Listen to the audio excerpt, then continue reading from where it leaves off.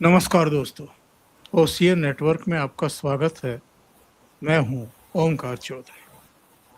22 जनवरी 2024 अयोध्या में भगवान राम का भव्य और दिव्य मंदिर बनकर के तैयार हुआ था।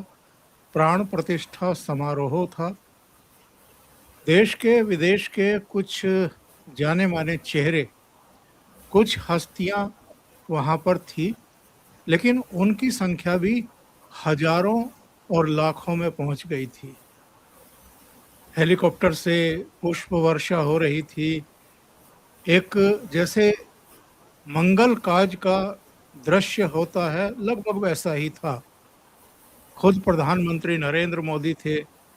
संघ और विश्व हिंदू परिषद से लेकर के तमाम संगठनों के और अलग अलग क्षेत्रों के शीर्ष पुरुष वहां पर मौजूद थे। और पूरी देश में ही नहीं, दुनिया में जहां जहां राम भक्त हैं, उनकी खुशी का कोई ठिकाना नहीं था। दशकों की तपस्या के बाद, संघर्ष के बाद और कोर्ट कचहरियों में लड़ने के बाद ये शुभ दिन आया था। लेकिन पिछले कुछ दिनों से हम गलत कारणों से अयोध्या राम जन्मभूमि मंदिर चढ़ावे को लेकर के, और अब तो कुछ लोगों ने जैसे पाला खींच लिया है। जिन लोगों ने कभी रामलला के दर्शन नहीं किए, जिनका मंदिर के निर्माण में या प्रबंधन में किसी भी तरह का किंचित मात्र भी योगदान नहीं है, वो भी अब वहां पहुंच रहे हैं। जिनकी नानी कहती थी कि ना बेटा ना, ऐसे राम मंदिर में तो मेरे राम नहीं विराजेंगे, वो भी पहुंच गए हैं। तो जरा आज इस पर थोड़ी सी चर्चा की जाए। और जो लोग कह रहे हैं कि इसके कोई राजनीतिक, सामाजिक, आर्थिक, सांस्कृतिक प्रभाव देखने को मिलेंगे, इसकी भी पड़ताल कर ली जाए। और इसके लिए मेरे साथ एक ऐसी हस्ती जुड़ रही हैं जो 22 जनवरी 2024 को प्राण प्रतिष्ठा समारोह में शामिल हुई थी, और ये कोई और नहीं है, आपके सुपरिचित भाऊ तोरसेकर जी हैं। तो भाऊ को जोड़कर के चर्चा को आगे बढ़ाएंगे। भाऊ प्रणाम, अभिनंदन, नमस्कार। इस पूरी कंट्रोवर्सी को और जो भी घटना हुई है, इसको आप किस दृष्टि से देखते हैं? देखो, एक मंदिर बना, आपने कहा कि जिसकी प्राण प्रतिष्ठा के समय मुझे निमंत्रण मिला था तो मैं गया था अयोध्या में। तो मेरे लिए तो एक मंदिर बना, वो बहुत प्रतीक्षित था वगैरह, सब ठीक है। लेकिन एक मंदिर बना है, लाखों लोग यहाँ आते हैं, भक्तगण आते हैं, श्रद्धालु आते हैं। तो एक बात होती है कि उसके साथ गंदगी भी आती है। हमारे यहाँ मेरा ख्याल है वेंकटेश माडगुलकर नाम के एक प्रसिद्ध साहित्यिक थे। उनकी किस कहानी में, मुझे अभी वो कौन सी उपन्यास था याद नहीं, लेकिन उसमें एक बढ़िया सेंटेंस मैंने पढ़ा था कि माणूस आला आणि घाण आली। यानी वो जंगल और अरण्य के बारे में उन्होंने उपन्यास लिखा था। तो लेकिन जंगल में कहीं भी गंदगी मत करो ऐसा नहीं लिखा जाता, कहीं भी लिखा नहीं जाता। लेकिन जहां इंसान होता है वहां गंदगी होगी, और हम इंसान की औलाद है। तो भले प्रभु रामचंद्र का मंदिर हो, वो हमने प्रतिमा लगाई है, हम वहां शुद्ध हो इसकी प्रतीक्षा करते हैं, प्रार्थना करते हैं। इसका मतलब शुद्ध होगा ऐसा बिल्कुल नहीं है। हम अलग अलग मंदिरों की बातें सुनते हैं, श्रद्धा स्थानों की बातें सुनते हैं, वहां भी प्रसाद करके लोग खाते हैं और उसमें विष प्रयोग हो जाता है। तो ये इंसान की गलती है। लेकिन जो लोग इसमें गंदगी ढूंढना चाहते हैं, वो पूरा मंदिर नहीं देखेंगे, वहां की श्रद्धा नहीं देखेंगे, वो लोग वहां गंदगी कहाँ है देखेंगे। तो ये जो कुछ हुआ है वो बिल्कुल गलत है। उसके जो अपराधी है उनको सजा तो होनी चाहिए, उसकी जांच होनी चाहिए। इसका बंदोबस्त भी होना चाहिए, लेकिन इसका मतलब ये नहीं है कि इसकी राजनीति की जाए। हम जो अब चर्चा बवाल सुन रहे देख रहे, ये सब राजनीति है। इसका मंदिर से, लोगों की श्रद्धा से कोई कोई कोई दूर दूर तक कोई संबंध नहीं। मैं एक सीधा आपको बोल देता हूँ कि इनमें से जो जो कोई आज जोर शोर से संजय सिंह हो, अखिलेश हो या और केजरीवाल हो, ये चिल्ला रहे, इन्होंने कभी उसके लिए दान दिया था कि भाई मंदिर हो? कभी रथ यात्रा में सहभागी हुए थे? इसके आंदोलन में, कोर्ट केस में इनका योगदान क्या था? जीरो, जीरो था। ये आप चिल्लाने के लिए इकट्ठा हो गए, इसके सिवा उनका कोई मतलब नहीं है। उनको श्रद्धा से कोई लेना देना नहीं है, लोगों की भावना से, ना फ्रॉड से। एक एक छोटी सी बात मैं आपको पूछूंगा कि इनमें से एक ऐसा कोई है कि जिसने कभी जिंदगी में गलती, अपराध नहीं किया, इन पर फ्रॉड का आरोप नहीं है? अखिलेश हो, घोटाले से घिरा हुआ इंसान है। संजय सिंह हो या केजरीवाल हो, किस बारे में, किस लिए जेल में गए थे? आजादी के आंदोलन में गए थे। शराब घोटाले के कारण अभी भी उन जमानत पर बाहर है, और ये आरोप लगा रहे। देखो, आरोप लगाते वक्त एक समझ में रखना चाहिए, ध्यान में रखना चाहिए कि अगर आप आरोप लगा रहे हो तो आपके हाथ साफ होने चाहिए। आपके हाथ को गंदगी लगे उस पर तो बात नहीं करते। इसलिए तो आपको दिल्ली के लोगों ने केजरीवाल को, संजय सिंह को, उनकी पार्टी को हरा दिया है। इसका मतलब अयोध्या में जो कुछ धपला हुआ वो सही है, ऐसा मैं बिल्कुल नहीं मानता। लेकिन आरोप करने वाले देखो, उनको उससे राजनीति निकालनी है। अखिलेश तो आज तक 2 साल होकर गए, 2.5 साल होने को आए, अखिलेश एक बार भी राम मंदिर तो नहीं गए। तो ये जब चिल्ला रहे, उसका कारण सीधा साधा सरल है। उनको उसकी राजनीति करनी है, और 6-8 महीने में उत्तर प्रदेश का चुनाव है। पहले से ही डरे हैं कि भाई बंगाल में ये हो चुका है, बंगाल में अगर हिंदुत्व की लहर आएगी तो उसका तो सुनामी का फैलाव तो उत्तर प्रदेश तक जाएगा। तो हिंदुत्व को काट देने के लिए इन्होंने इसका पूंजी कैपिटल करने की कोशिश। तो मैं ये बहुत बड़ी बात नहीं मानता। इससे अगर श्रद्धालु जो लोग हैं, उनको अगर धक्का नहीं पहुंचा है तो बाकी लोग चिल्लाते, उस पर ध्यान देने की जरूरत नहीं है। चढ़ावा जो होता है या लोग आकर कोई दान करते हैं, तो दान का और चढ़ावे का मतलब भी आपको मालूम होना चाहिए। ये जिनकी कल्पना में भी नहीं है, वो लोग चिल्ला रहे। भाऊ, इसके दूसरे पक्षों पर जरा बात करें। बहुत सारे लोग, जैसा आपने जिक्र किया कि 6-8 महीने बाद उत्तर प्रदेश में चुनाव है, और अकेले उत्तर प्रदेश में नहीं है, उत्तराखंड में, पंजाब में, मणिपुर में, गोवा में, और 2027 में ही फिर हिमाचल में भी हैं और गुजरात में भी हैं। हालांकि इतना लंबा आजकल लोग ना तो दिमाग में रख करके बैठते हैं, हाँ कुछ कुछ घटनाओं को तह लगा करके जरूर बैठते हैं, और फिर जब मौका आता है तो उस पर रिएक्ट करते हैं, अपने तरीके से रिएक्ट करते हैं। तो क्या राजनीतिक कोई प्रभाव आप देखते हैं इस तरह की घटनाओं के होते हैं? एक बात समझ लो, ये सब बहस चल रही है, ये बवाल चल रहा है। कहाँ चल रहा है? कहाँ चल रहा है? ये मीडिया में चल रहा है, और मीडिया में बैठकर ये लोगों को राजनीति करनी है। मैं कल एक प्रोग्राम देख रहा था, कहीं शायद इंडिया टीवी वगैरह की कोई चर्चा थी, तो वहां कोई तिवारी नाम के विश्व हिंदू परिषद के एक पदाधिकारी थे। उन्होंने एक किसी सवाल का जवाब बहुत बढ़िया तरीके से दिया। कोई एक प्रोग्राम था, बहुत सारे हजारों लोग इकट्ठा हुए थे, वहां वो गए थे।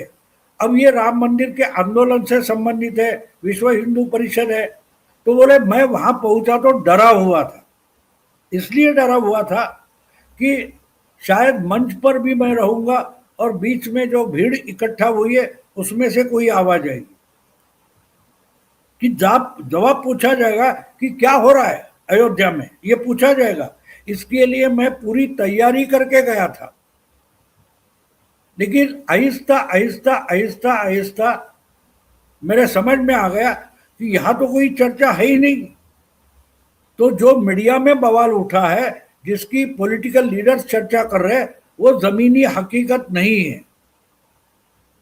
जो हुआ उसके बारे में किसी को भी अभिमान तो है नहीं, गिल्टी फीलिंग तो जरूर होगा, लेकिन जो कुछ हो रहा है, तो उन्होंने कहा, तो मैंने जिनके बारे में वीएचपी के नेता के बारे में बोल रहा हूँ, वो बोले भाई जब मंच से उतर रहा था तो बहुत सारे लोग सामने आ रहे थे मेरे, तब मेरे दिमाग में आया कि हर कोई मुझे उसी सवाल पर घेरेगा। लेकिन जब वो बात करने लगे, एक ने भी अयोध्या के इस घपले के बारे में मुझे कोई सवाल तक नहीं पूछा। तो आप समझ सकते हो ये चर्चा कहाँ है। अब मैं उसका पैरेलल आपको बताता हूँ। जी 4 मई तक ममता दीदी कितनी थंपिंग मेजोरिटी से आ रही थी, यही बहस हम हर मीडिया में सुनते थे, हर मीडिया में। इवन जो बीजेपी के समर्थक थे वो भी छाती ठोक कर बोल नहीं पाते थे कि नहीं बीजेपी जीतने वाली है, नहीं बोल सकते थे। तो ये सब बातें हम कहां से बोलते, मीडिया के आधार पर बोलते, और मीडिया आम जनता में 5% भी नहीं है। 90% से ज्यादा लोग मीडिया से बिल्कुल अलिप्त होते हैं। तो अपने आप में इसका प्रभाव चुनाव पर हो, इसके लिए प्रयास कौन कर रहा है? प्रयास मीडिया और पॉलिटिकल पार्टीज कर रही है। तो मुझे नहीं लगता इसका कोई प्रभाव होगा। हाँ, लेकिन जो बात दिल को चुभने वाली होती है, ये बात गलत है ये लोग मानते हैं, लेकिन यही बात तिरुपति में होती है, यही बात केरला के चर्च में हुई थी, एक नन के साथ बलात्कार हुआ था, उसके बाद उसको अलग तक नहीं किया गया जो कोई कार्डिनल वगैरह था, आपको याद होगा, केस तक हो गई थी कोर्ट में, लेकिन उसको दंडित भी नहीं किया गया। तो ये सब अनुभव हम देखते, तो उससे क्रिश्चियनिटी का ताकत कम हो गई क्या केरल में? बिल्कुल नहीं हुई। लोग मानते हैं गलत है, लेकिन गलत करने वाला एक इंसान है।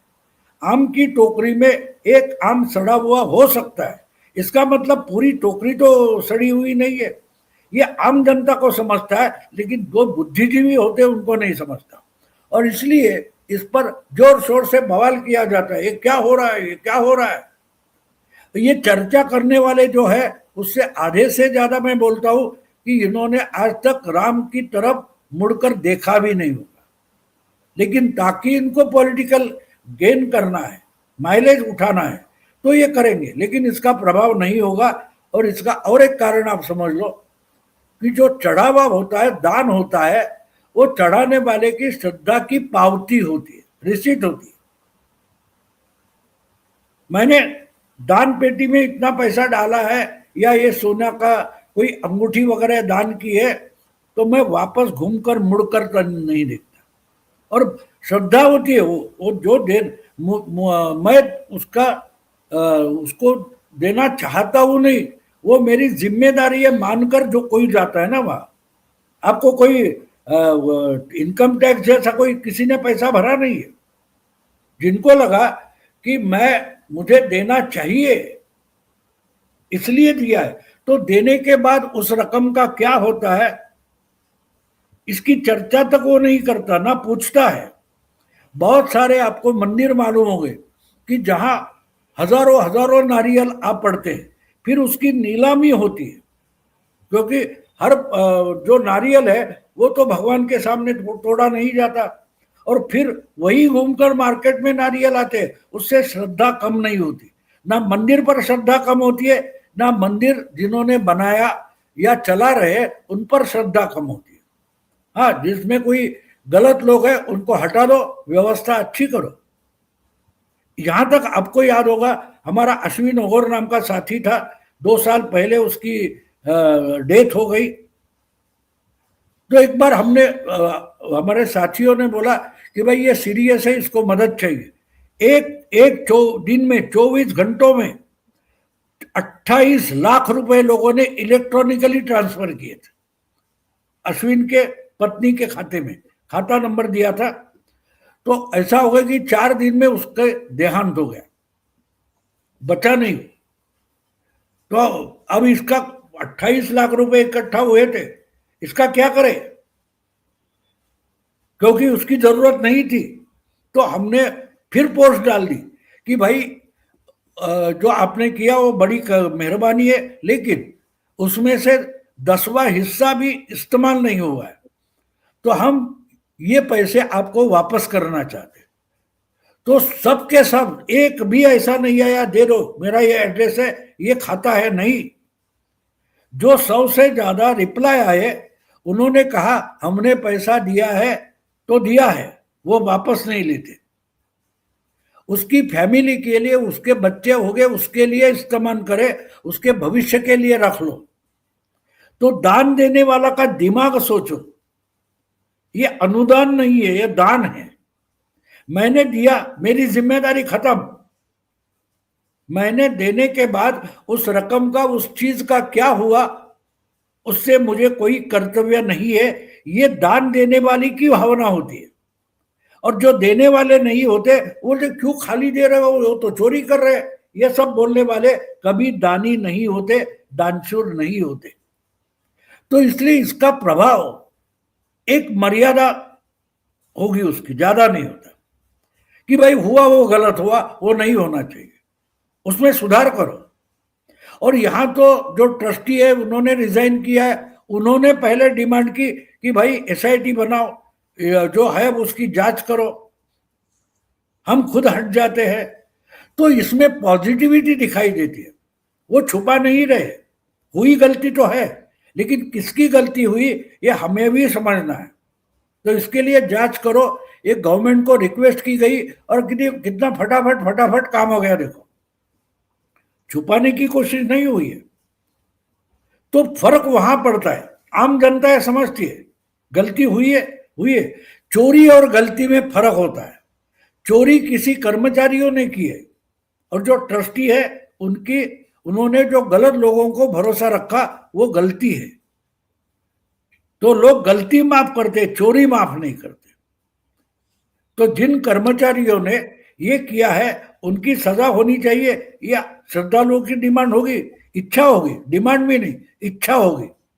लेकिन चिल्ला रहे, उनको तो इससे कुछ लेना देना ही नहीं। उनको राजनीति के लिए उसका फायदा उठाना है, इससे ज्यादा कुछ भी नहीं।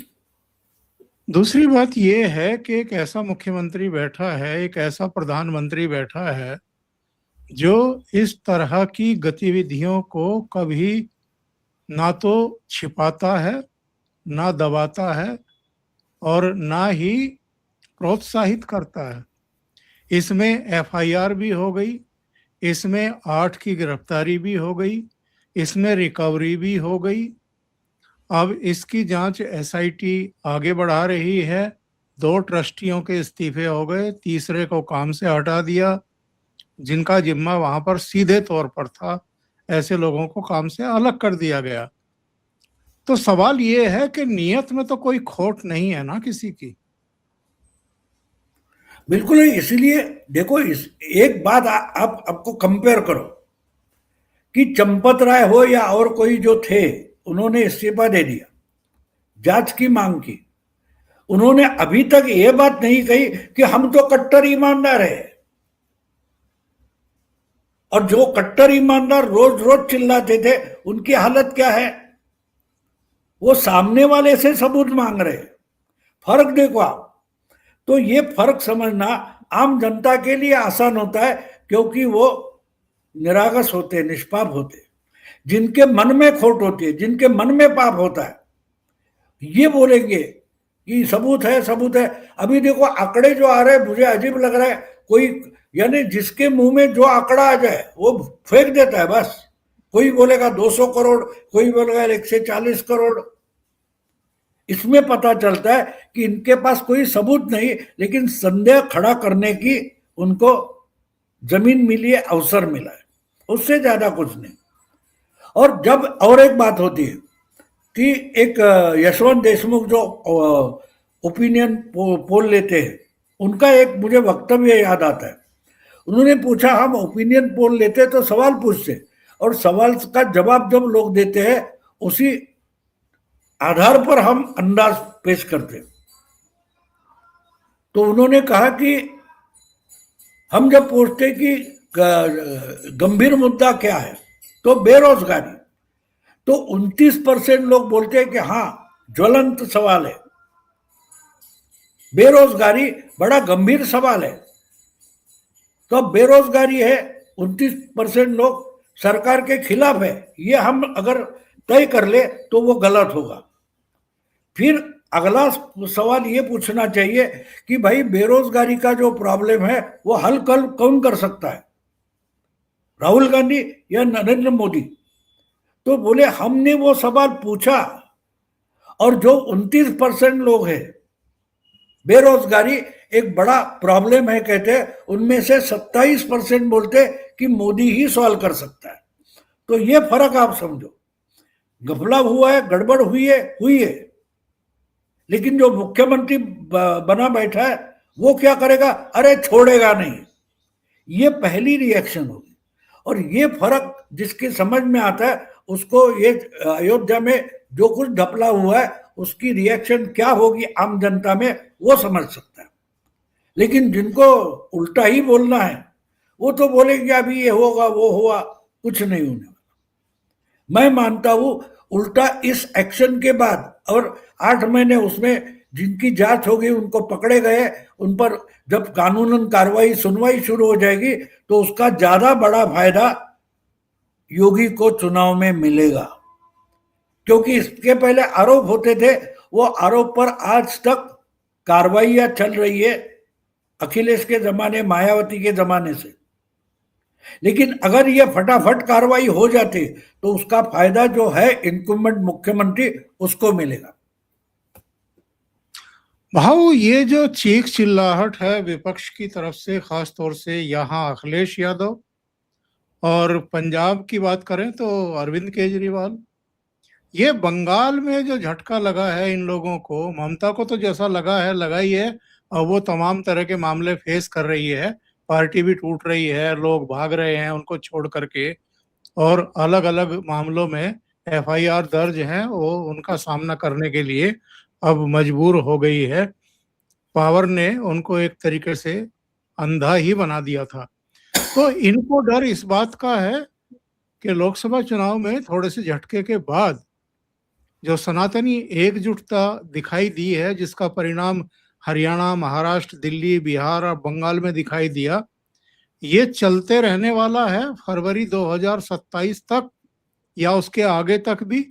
और इसमें इनके पंजाब से पैर उखड़ सकते हैं और अखिलेश यादव लगातार तीसरा चुनाव हार सकते हैं। बिल्कुल है, इसी का डर है ना। तो बोलते हैं ना, डूबने वाले को तिनके का सहारा।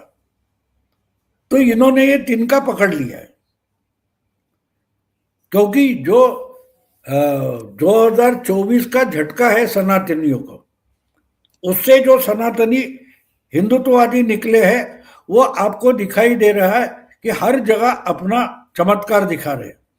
और बंगाल का मतलब इम्पॉसिबल, ममता को हराना इम्पॉसिबल, और उससे भी इम्पॉसिबल क्या है तो बीजेपी का वहां जीतना। लेकिन बीजेपी जीती नहीं है, 2/3 मेजॉरिटी, और ममता की पार्टी के नेताओं को रास्ते पर निकलना मुश्किल हो गया। तो इसकी रिएक्शन पूरे देश में जाएगी। मैंने शुरू से बोला था कि बंगाल में पहली फेज में भूकंप हुआ, दूसरी फेज के वोटिंग में सुनामी निकलेगी, ये मैंने बोला था आपके साथ। तो वो सुनामी फैल रही है, और जितनी फैल रही है उतने ये बहुत डरे हुए हैं। तो तिनके का सहारा मिला तो पकड़ लेंगे, लेकिन तिनका इनके साथ डूबेगा, तिनका इनको बचा नहीं पाएगा। एक बात होती है जब हम बोलते कि डूबने वाले को तिनके का सहारा, तो उसका एक मतलब ये होता है कि तिनका आपको दुखा रहा है, समझा रहा है कि अगर मैं तैर सकता हूं तो तू भी तैर सकता है। तिनका आपको बचाता नहीं। आप उस जो मुहावरा है उसका आशय समझो। अगर तिनका तैर सकता है, आपको बचा सकता है डूबने से, तो इंसान भी बचा सकता है। बस इतनी ही सीख है। आप सीख लेने के बजाय तिनका बचाएगा इस भरोसे पर रहोगे तो आप डूब जाओगे। तिनका बचाता नहीं, तिनका मोटिवेट करता है। ये मोटिवेट करने के बजाय तिनके का सहारा लेकर तैरना चाहते, तो वैसा नहीं होगा। तो इसलिए मैं नहीं मानता कि ये कुछ होगा। और जिस ढंग की 10 साल की राजनीति और कारोबार इन्होंने किया है योगी बाबा ने, उससे तो लोगों का भरोसा पक्का है कि अरे इसको तो छोड़ेगा नहीं बाबा। वो भरोसा इंपॉर्टेंट होता है। और वही तो बंगाल में हुआ। बंगाल में लोगों ने तय किया कि अगर आज बंगाल नहीं रोकेंगे तो बंगाल का भी बांग्लादेश हो जाएगा, ये डर था। बिल्कुल। जैसे बिहार में जंगल राज नहीं चाहिए। अब जंगल राज जाके 20 साल खत्म हो गए, लेकिन लालू की जो स्टोरियाज है, कथा है, कहानियां है, वो लोगों को आज भी डराती है। तो बिल्कुल वही बात, अखिलेश का राज मतलब गुंडों का राज। ये जो दिमाग में बैठी कहानियां हैं, उस कहानियों में डूबने के बजाय अखिलेश के पास कोई चारा नहीं है। और यूपी में 2024 में भी, महाराष्ट्र में भी जो झटका लगाए बीजेपी को, वो उनकी नाकारेपन के लिए वो घर में बैठ गए। वो पूरी मेहनत से नहीं लगे थे और उन्होंने वो गलती सुधारी है और लगातार चुनाव जीतते जा रहे। तो उनकी गलतियों को अपनी क्वालिटी समझकर जो बैठे हैं वो हारते जा रहे। तो उसका ही रिपीटेशन यूपी के चुनाव में होगा, पंजाब में होगा। पंजाब में भी इस बार चमत्कार होगा, ऐसा मेरा मानना है। बहुत सारे लोग एक्चुअल में पंजाब को लेकर के थोड़े जिज्ञासु हो गए हैं। आपका क्या आकलन है और किस आधार पर आप ये कह रहे हैं कि पंजाब में भी चमत्कार हो सकता है? पहली बात तो अकाल तख्त और आम आदमी पार्टी का चीफ मिनिस्टर, इसमें ही सीधी लड़ाई शुरू हो गई। उन्होंने तो कल परसों बहुत सारे जो जट सिख है आम आदमी पार्टी के एमएलए, उनको अकाल तख्त के सामने बुलाया था और उनके सामने जो पेच रखा है, उसके बाद तो आम आदमी पार्टी पूरी की पूरी फंस गई। वो एक बात ये है। दूसरी बात, पंजाब में भी 50% से ज्यादा हिंदू है और बंगाल से निकली सुनामी पंजाब पार कर कर पाकिस्तान जाएगी। तो ये सब देखते हुए मैं आज ये नहीं कहूंगा कि पंजाब में बीजेपी सरकार बनाएगी, लेकिन मेरे दिमाग में एक कीड़ा है। मैं मानता हूं, आज मेरा मानना है कि शायद पंजाब में बीजेपी 1 नंबर की पार्टी बनेगी। मैं बहुमत की बात नहीं कर रहा हूं, मैं सबसे बड़ी पार्टी होने की बात कर रहा हूं। और जैसे कांग्रेस और अकाली, इनके पचड़े से बाहर निकालने के लिए आम आदमी पार्टी सामने आई थी, तो लोगों ने इसका स्वीकार किया था। पंजाब में सबसे बड़ी समस्या ड्रग की भी है। ड्रग का और नशा का जो है मामला, उससे भी अगर अमित शाह डट कर बैठ गए वहां कि मैंने नक्सलाइट खत्म की है तो मैं ड्रग माफिया भी खत्म करूंगा, तो पंजाब एकदम चमत्कार करके दिखा सकता है। यह मेरी धारणा है। बहुत महत्वपूर्ण तथ्य भाऊ आपने रखे हैं और मुझे लगता है कि आप सबको ये चर्चा अच्छी लगी होगी। लाइक का बटन दबा दें, वीडियो को शेयर कर लें, चैनल सब्सक्राइब ना किया हो तो जरूर कर लें। भाऊ के चैनल का नाम है प्रतिवाद, जो हिंदी भाषा में है, प्रतिपक्ष जो मराठी भाषा में है। दोनों को सहयोग करें और सब्सक्राइब भी करें। भाऊ बहुत बहुत धन्यवाद जुड़ने के लिए और नमस्कार। इतने आसान शब्दों में लोगों को समझाने के लिए कि पूरा अयोध्या प्रकरण और इस समय की जो डकैती है, इसके पीछे की उनकी मूल मकसद हेतु क्या है। बहुत-बहुत धन्यवाद। नमस्कार।